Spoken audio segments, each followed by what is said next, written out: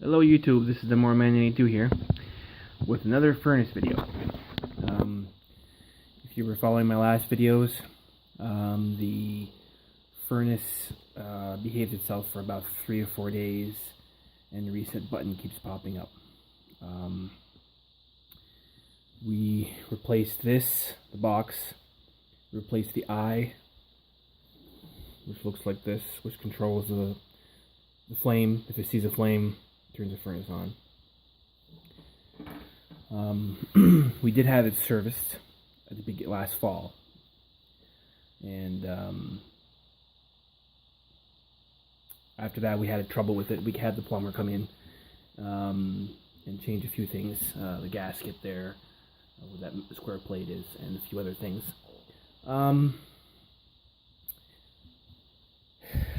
I will be doing the furnace repair or servicing myself from now on. I refused to call him back because I knew that he really probably didn't do a good job. So when they service the furnace, you have to replace this filter, which is usually by the tank there. But in this case, it's here. Doesn't matter. They have to open this. If you look at my other videos, this opens up. This is the coil. There's 2 springs that touch the electrodes, and the electrodes which are in here. They're by an oil jet.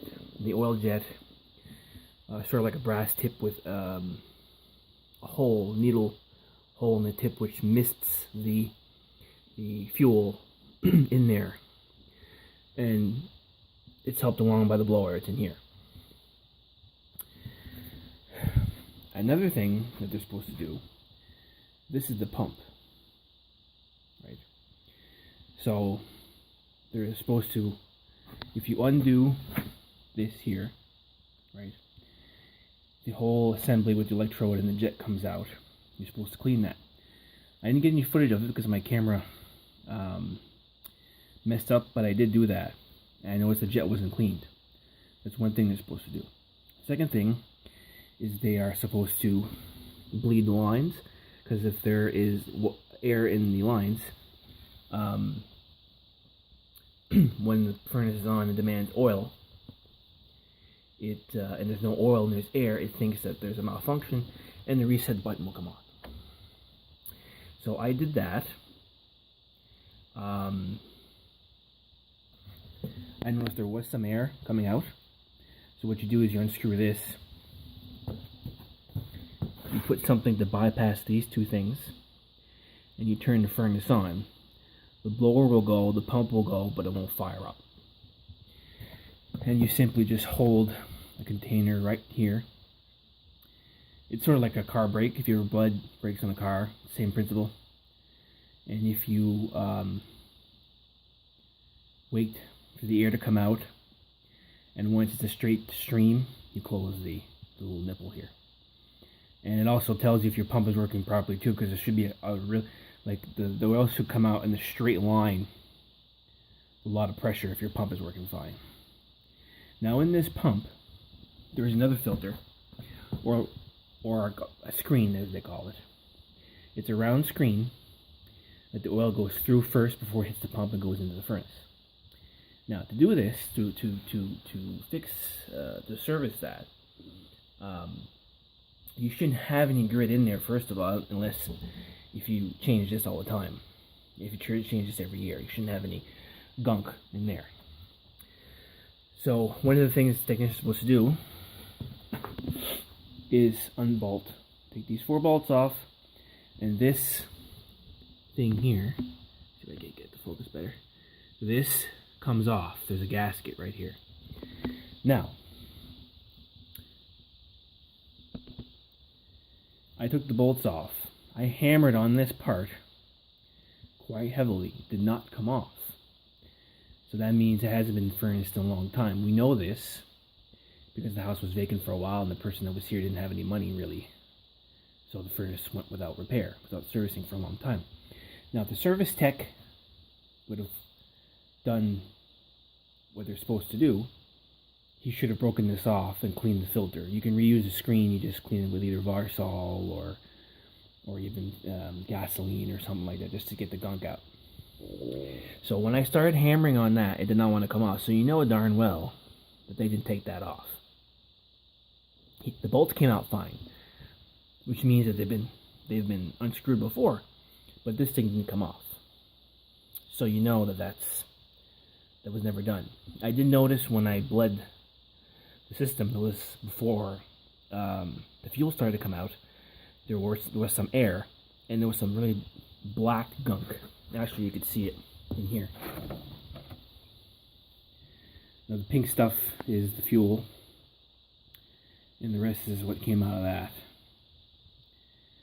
Part of it, anyway.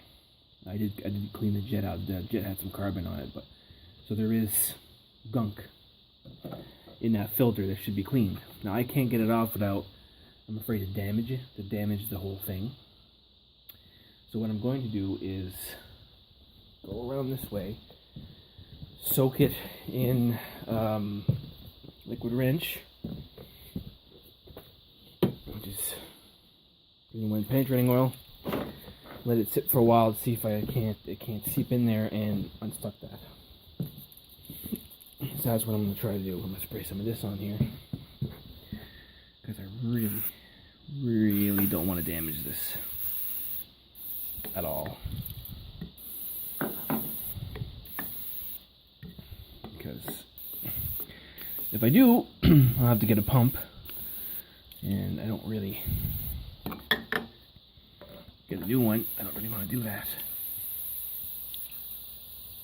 There we go. Can's almost empty. There. Let that soak on there. See if it won't do anything. But that's why I'll be doing my own servicing of this thing. I mean, there's nothing really that you cannot do yourself in here if you're handy. I mean, replacing this, you just take the whole thing off, you replace this. The nozzle unscrews. You can get a nozzle at any hardware store. This filter you can do yourself. This, taking it off, you can do that yourself. You can buy the filter inside. I've already taken this off, the jets and everything else, electrodes, you can get those parts too. The box I can replace myself with just a sealed unit. There's a few connection wires there, you can do that yourself. The motor, if the motor goes, there's a reset button there. There's just 3 bolts, like that. And you unbolt it, it comes out. You have to take the fins off, but that's not really simple. It's an Allen key, and you can pretty much do all of that myself, unless the box goes. Even the box, you buy a new box, and you connect the wires where they're supposed to go if you're that stuck. And that's something that you know, I'll be doing it myself. I mean, the guy charged us $120. He probably did do a few things, but he didn't go through the whole process, and that's why we've been having trouble ever since. I think our furnace is 19 years old, and I guess that he wanted to try to get us to buy a new one. So he didn't really go through the whole rigmarole. He didn't really try to get this off. I tried, but at least if I would have been a technician, I would have told the homeowner, well, I can't get this off. I'll leave it soak in penetrating oil, and I'll come back and I'll try to get that off, because there's a filter that needs to be cleaned in there. But anyway, so if you think this video is helpful, give this video a like. If you have any questions, put them in the comment section below. I will continue to keep you posted on what's going on with this. Anyway, till next time.